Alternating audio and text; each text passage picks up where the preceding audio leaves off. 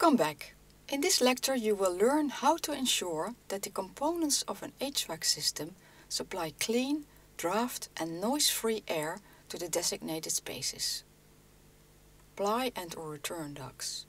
Those ducts are available in different shapes and various materials and can be insulated both internally and externally, depending on the application. From studies is found that both new and used ducts can pollute the passing air. New ducts processed with oil contain small amounts of processing oil residuals. This oil layer is very thin and invisible, but it emits an annoying odor. But newly installed ducts can also pollute the air through emissions of dust and dirt accumulated in the ducts during construction at the worksite, mostly inorganic substances. Then, when in operation, growth of microorganisms, emissions and organic dust accumulated in the ducts during operation can be sources of pollution as well.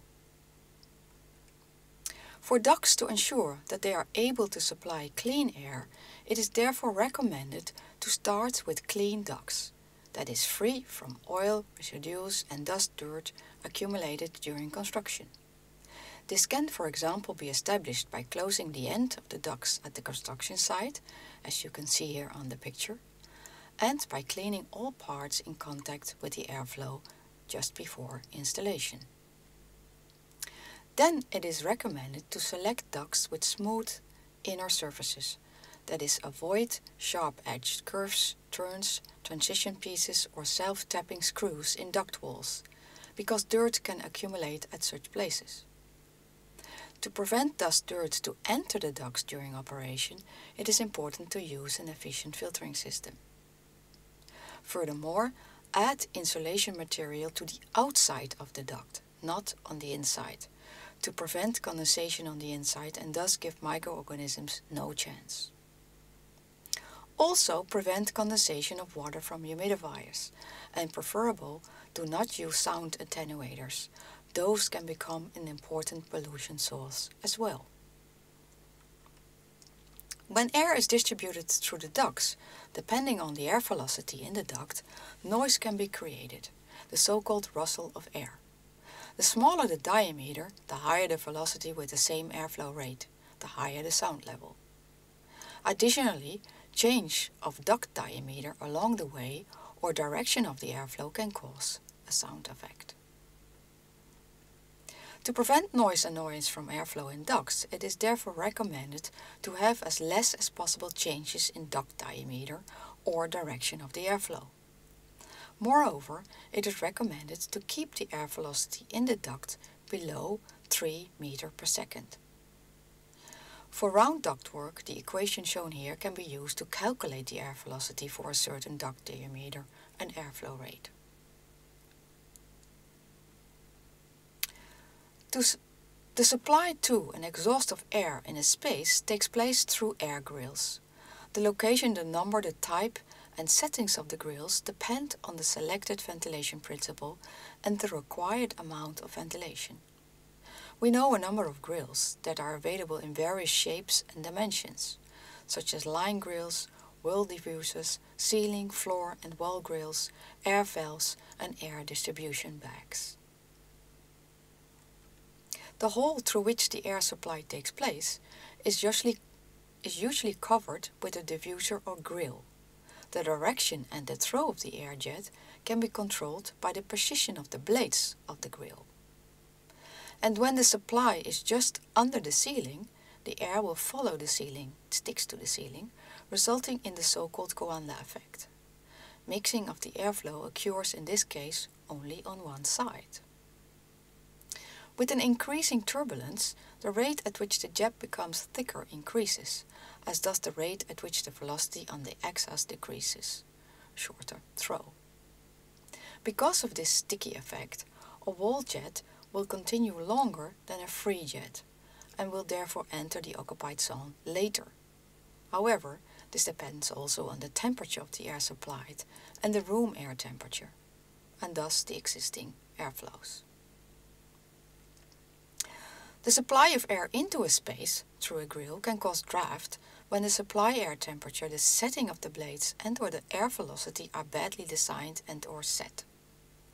According to the Dutch building decree, the supply of fresh air should not cause an air velocity larger than 0.2 meter per second in the occupied zone of an area where people stay. According to ASHRAE, the American Society for Heating, Refrigerating and Air Conditioning Engineers, if the upper temperature is higher than 23 degrees Celsius, the air velocity may increase, but may not be higher than 0.8 meter per second. The occupied zone is here defined as the space between the floor and 1.8 meter above the floor, and more than 1 meter from outside walls, windows or fixed HVAC equipment, and 0.3 meter from the internal walls. The feeling of draft is, however, not only influenced by the air velocity, it is also influenced by the turbulence, the standard deviation of the air velocity divided by the average air velocity, and the temperature. Therefore, the DR, the draft rating, has been introduced.